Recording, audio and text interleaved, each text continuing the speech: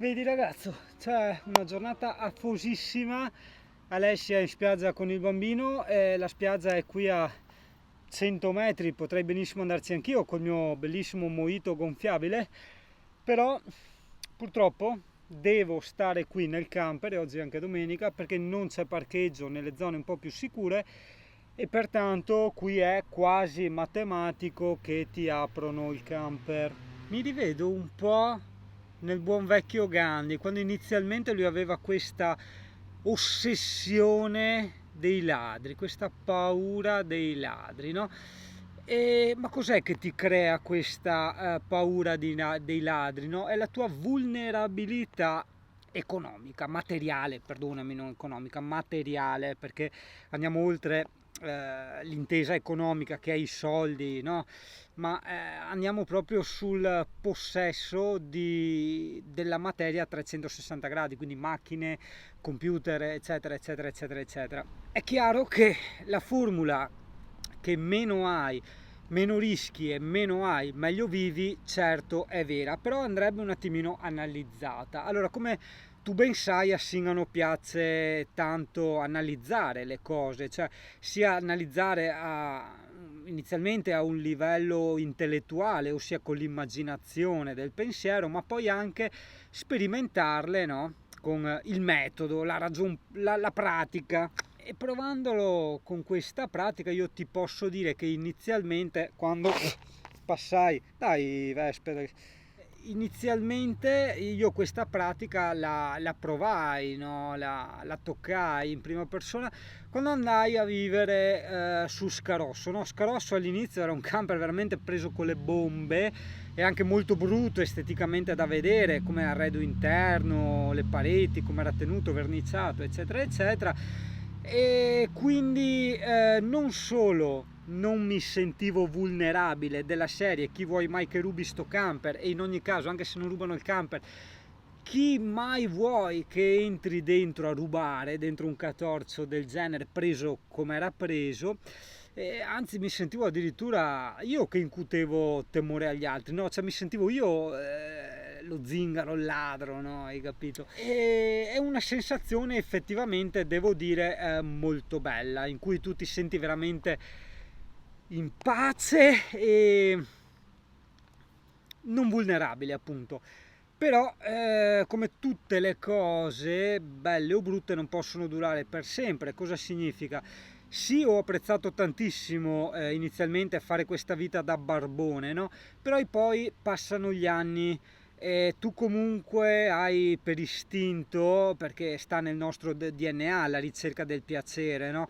La ricerca del piacere intesa anche come ricerca del piacere estetico, e pertanto migliora qua, aggiusta là, eccetera, eccetera. Poi comunque non è che puoi stare a grattarti le palle tutto il tempo, quindi inizi a lavorare anche per avere un attimo di, come posso dirti, di stimoli mentali, e pertanto iniziano ad arrivare i soldini. Cosa te ne fai di quei soldini? Sì, ok, viaggi eccetera, ma non è che puoi far sempre il barbone, vagabondo, giramondo. Hai bisogno un attimo di questa cosa che io chiamo equilibrio, no? Il sentirti anche un po' a casa.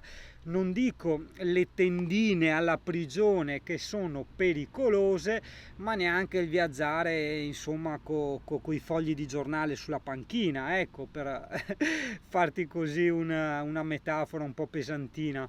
Allorché gli anni passano, tu inizi a guadagnare, perché insomma inizi a lavorare per mantenerti, poi pensi un po' sempre anche al futuro, però poi sai, ti viene voglia di comprarti il computer, ti viene voglia di comprarti, non lo so, faccio un esempio inventato, la tenda da campeggio da 200 euro, che io non ho, però è per intenderci, eccetera. E quando ti riempi di tutte queste cose, senz'altro utili e piacevoli per la tua vita, perché non trovo il senso di vivere come una sceta in questa nostra esistenza veramente donataci col contagocce, cioè stiamo qua veramente pochissime decine d'anni, non capisco che senso ha vivere nella povertà e nel minimalismo più assoluto. Certo, proviamolo, però dopo troviamo il nostro equilibrio. E però purtroppo anche trovando questo nostro equilibrio piccolo o grande che sia, cioè, vedi che almeno nel nostro paese, come in altri paesi tipo Francia, Spagna e limitrofi, ti portano via anche questo poco che hai capito? E quindi, nonostante tu continui a aver comunque poco, continui a vivere con ste ansie, e non posso lasciare il camper qua che mi entrano e devo nascondere questo, e il computer devo portarlo da un'altra parte, non posso lasciarlo in camper, eccetera eccetera eccetera, hai capito? Quindi, per concludere, sappi che non sempre c'è la regola, no?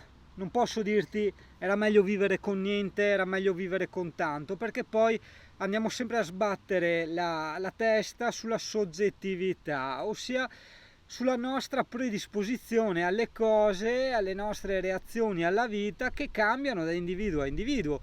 Io posso avere determinati gusti, esigenze e reazioni, tu l'esatto opposto, Caio un altro opposto ancora, hai capito? Quindi attenzione, sono pericolosette, non cerchiamo dai libri e dagli altri sempre le soluzioni e le regole, perché non esistono. Cerca piuttosto, ascolta sempre Singano, il tuo equilibrio, ossia, come dicevano una volta, la tua strada. Ciao belli, alla prossima! Eccolo!